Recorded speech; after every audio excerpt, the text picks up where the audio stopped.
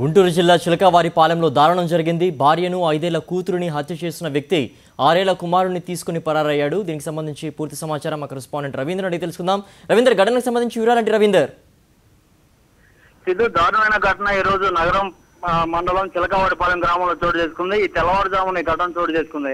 ఇక్కడ వెంకటకృష్ణ, లక్ష్మీ తిరుపతమ్మ ఇద్దరికి దాదాపు 9 సంవత్సరాల క్రితం వివాహం అయింది. అయితే వెంకటకృష్ణ తెనాల్లో ఉంటుంటాడు ఎక్కువగా. అక్కడ తాపీ పనులు చేస్తూ తాపీ మేస్త్రిగా ఉన్నాడు. ఈ నేపథ్యంలో ఎక్కువగా తెనాల్లోనే ఉంటూ రోజు రాత్రి సమయంలో మాత్రమే వచ్చి వెళ్తుంటాడు. అయితే లక్ష్మీ తిరుపతమ్మ తన 2 పిల్లలతో చిలకవారిపాలెంలోనే ఉంటుంది. కానీ మొదటి నుంచి కూడా లక్ష్మీ తిరుపతమ్మ మీద వెంకటకృష్ణకు ఒక అనుమానం ఉంది. తన పుట్టిన నాగశ్రీ కూతురు ఎవరైతే ఉన్నారో 5 సంవత్సరాల పాప కూడా తన కూతురు కాదనేది అతని అనుమానం.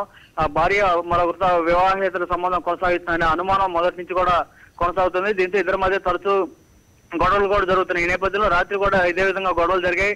అనంతరం తను ముందుగానే ప్లాన్ చేసుకున్న ప్రకారం తీసుకొచ్చిన కత్తితోటి లక్ష్మీ తిరుపతమ్మ మెడ మీద దాదాపు 5 పోట్ల వరకు పొట్టాడు. దీంతో ఆమె తీవ్ర గాయాలతో అక్కడే చనిపోయింది. తర్వాత కూతురు నాగశ్రీని దారుణంగా గొంతు మీద నరికి చంపేశాడు. తర్వాత ఆ పాపను తీసుకొని తన ఇంటి వెనకాల ఉన్న పొలాల్లో ఒక దెబ్బ లాంటి ప్రాంతం ఉంది, అక్కడ పూర్తి పెట్టి మరి వెళ్ళిపోయాడు.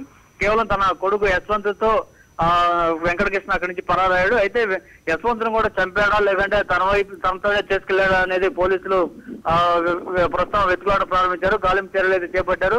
రక్తపు ఏదైతే మరకలు కనిపించాయో ఆ కారణంగా చూస్తే నాగశ్రీ డెడ్ బాడీ పొలాల్లో కనిపించింది. సో యశ్వంత్ డెడ్ బాడీ కూడా ఏమైనా ఉంటుందేమో అని చెప్పి చుట్టుపక్కల పొలాల్లో బంధువులతో పాటు పోలీసులు అందరూ కూడా గాలింపు చర్యలు చేపడుతున్నారు.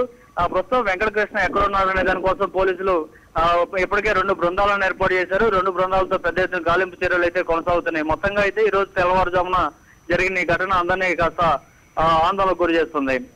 సిద్ధు. ఓకే రవీందర్.